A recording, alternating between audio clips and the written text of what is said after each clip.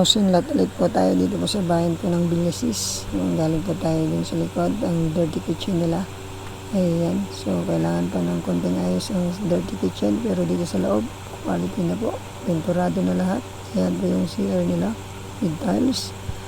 Ayan, ang ganda po. Ayan, so unang kwarto po ito. Ayan. Maganda po yung loob. Ceiling niya, bagong-bago pa po yung bahay. Kagagawa lang po ito. Ayan.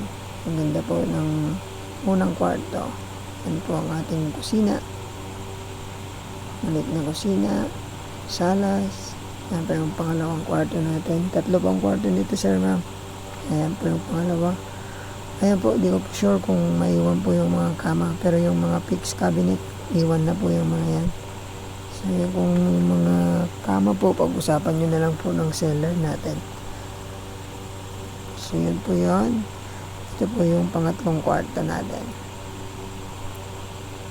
Ayan. So, maganda po. Maluluwang din po yung kwarto nila. At wala na pong aayusin. Titirhan na lang po ito. So, mga nakapix, iwan po yan. So, mga gamit na ipapag-uusapan po. Sabi po ng seller natin. So, yun po yung salas natin. Mga upuan, iwan ko din po. Kasi sabi po, pag-usapan po lahat. Magustuhan po yung property. 200 square meter po ito, titled property. Ito po yung harap. May parking space po tayo sa ating sasakyan. At nakagate na rin po yung property. Ito po yung Barangay Road. 30 minutes from, 30 meters lang po from Cemented Road. Yan, yun. So, from bayan po ng Rosales, 3 minutes lamang. Dun ka na, pwede mo pong lakarin po yan. So, 3.5 million po ang asking ni seller. Thank you.